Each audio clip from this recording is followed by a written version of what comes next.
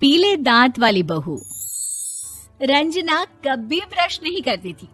उसे कितनी बार उसके माँ बाप ने डांटा, लेकिन उसका कोई असर उस पर होता ही नहीं था, जिस कारण से उसके दांत पीले पीले हो जाते हैं। शादी के बाद अरे बहू, वैसे तो तुझ में कोई कमी नहीं है, पर तेरे दांत इतने पीले कैसे हैं बेटा? कैसे मतलब? कोई सर्जरी थोड़ी ना कराई है। वो तो क्या नाम, मैं ब्रश नहीं करती थी तो पीले हो गए। अब क्या करूं? आप कहें तो लाल करवा लूं या फिर काले? यार ये क्या है, क्यों माँ से लड़ रही हो? लड़ रही हूँ? अरे मैं लड़ रही हूँ या ये बोल रही है कि दांत पीले हैं, पीले। अरे तपस्या थोड़ी ना की है इन्हें पीले करने के लिए। बकायदा ब्रश नहीं किया है 20 साल तक, तब जाकर। छी, कैसी बात कर रही हो? ये उस वक्त तो पीले नहीं थे जब हम लोग तुम्हें देखने आए थे। अरे तब साफ करवा लिया होगा डेंटिस्ट के पास जाकर।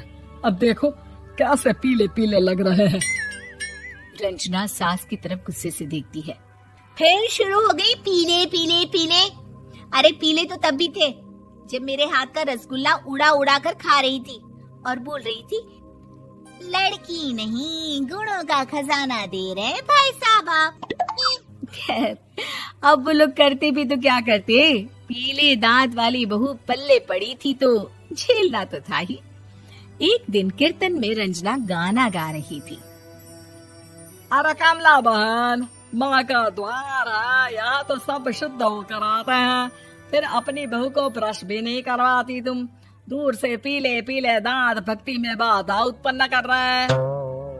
अरे कोई 2 साल की बच्ची थोड़ी ना लेकर आई हूँ मैं बहू बनाकर। अच्छी खासी लड़की है, अरे कैसे करवाऊं ब्रश? ये तो उसे खुद करना चाहिए ना। अब माँ बाप तो इसके जैसे तैसे निपटा दिए, ये नहीं सोचा कि सास कैसे संभालेगी। सास बहू को लेकर घर आ जाती है, लेकिन सोच लेती है कि अब इसे लेकर कहीं नहीं जाएगी। अगले रोज बहू कहती है, अरे क्या हो गया, मंदिर नहीं जाना क्या? कीर्तन का वक्त हो रहा है। मेरी मधुर वाणी से कान्हा जी जागते हैं और सोते हैं। आप तो जानती है ना उनकी भक्ति में कितना मन लगता है मेरा।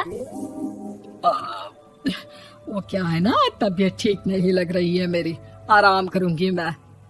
तबीयत ठीक नहीं लग रही? अभी तो मिथुन के गाने पर नाच रही थी आप, और अब बोल रही है कि तबीयत ठीक नहीं लग रही। अरे भक्ति में मन लगा लो सासू माँ, ऊपर जाना है, क्या मुंह दिखाओगी आप? हाँ? सास को बहू की बात पर गुस्सा आ जाता है। मैं क्या मुंह दिखाऊंगी, इसकी चिंता तो ना कर, समझी? अपने मुंह की चिंता कर, जो ये पीले पीले दांत लेकर हर जगह पहुंच जाती है। पता है लोग कितना मजाक बनाते हैं। ना जी ना, मैं नहीं जाना कहीं तेरे साथ। तो ये बात है, कोई ना, मत जाओ, मैं अपने कमरे में ही बैठकर भक्ति कर लूंगी। ऊपर वाला दांत थोड़ी ना देखता है, मन देखता है, भावना देखता है। और अरे बस बस, तू सब कुछ दिखा, बस ये सफेद चमकदार दांत ना दिखाना किसी को, है? जा यहाँ से। बहू को सास की बात का कोई फर्क नहीं पड़ता, वो तो जैसी थी वैसी ही रह जाती है। सुबह नहाकर किचन में खाना बनाना, फिर खाना खाना, कीर्तन भजन करना और सो जाना। एक दिन, माँ जी मैं सहेली के घर जा रही हूँ, शाम को लेट आऊंगी। हाँ हाँ तो जाना, मैंने कौन सा तेरी आरती करनी है घर पर बैठकर। रंजना सहेली के घर जाती है, जहाँ वो पार्टी में जाने की तैयारी कर रही होती है। अरे शिखा, कहाँ जाने की तैयारी कर रही है? मैं गलत वक्त पर आ गई क्या? अरे नहीं यार, उल्टा सही वक्त पर आई है। मैंने ये साड़ी और ज्वेलरी निकाली है यार, शाम को इनके ऑफिस की एक पार्टी में जाना है। बताना कैसा लग रहा है ये सब? नहीं यार, इस ड्रेस के साथ तो वो वाली ज्वेलरी अच्छी लगेगी। हाँ हाँ सही बोल रही है, मैंने ध्यान ही नहीं दिया। वैसे तो हमेशा से मस्त फैशन सेंस रखती है। तो बड़ा जाती होगी ना पति के साथ पार्टी में। रंजना कुछ नहीं बोलती, बस सोचती है कि यार काश ये बात सही हो जाती, पर मैं क्यों नहीं जाती पार्टी में? क्या इन लोगों की कोई पार्टी होती नहीं होगी? रंजना घर आती है और रात में पति से सवाल करती है, एक बात बताइए, आप मुझे किसी पार्टी में क्यों नहीं ले जाते? क्या आपकी यहाँ ऑफिस में पार्टी नहीं होती? पति बेचारा क्या कहता कि दांत पीले हैं तुम्हारे इसलिए। अरे कोई पार्टी होती नहीं हम लोगों के ऑफिस में, तो कहाँ से लेकर जाऊं? और मार्केट, मॉल, कहीं वीकेंड घूमना, कहीं तो। अरे यार, सारे हफ्ते में एक छुट्टी मिलती है, तो सोचता हूँ कि आराम ही कर लूं। क्यों? रंजना मन मार के रह जाती है। पहले कभी सास के साथ मंदिर जाया करती थी, लेकिन वो भी सास ने ले जाना बंद कर दिया। घर बैठी बैठी रंजना बोर हो जाती है। तभी उसे आइडिया आता है और वो मायके जाने का सोचती है। सासू माँ, 2 दिनों के लिए मम्मी के घर जा रही हूँ। अच्छा ठीक है, आराम से जा।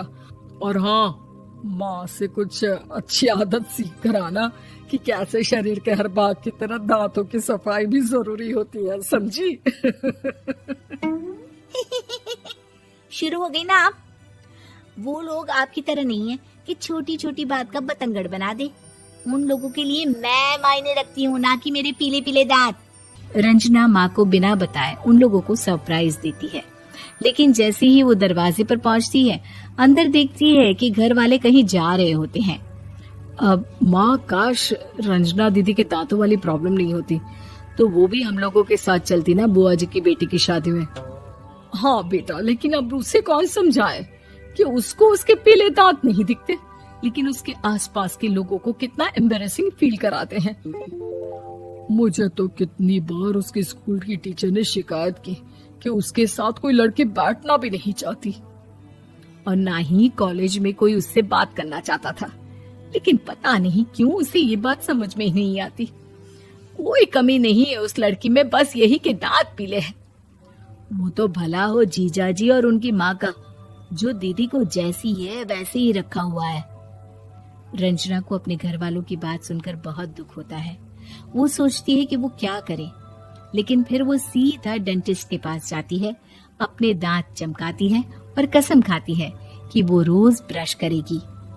अरे क्या हो गया? तुम तो 2 दिनों के लिए गई थी ना, पर कोई ना, अच्छा है, चलो आ गई तो। रंजना सास के सामने आकर खड़ी हो जाती है और पूरी स्माइल करती है, उसके चमकदार दांतों को दिखाती हुई। हैं? चले मंदिर। माँ, मुझे माफ कर दीजिए, मैंने आप लोगों को बहुत एम्बैरेसिंग फील करवाया। मैं आज से रोज ब्रश करूंगी।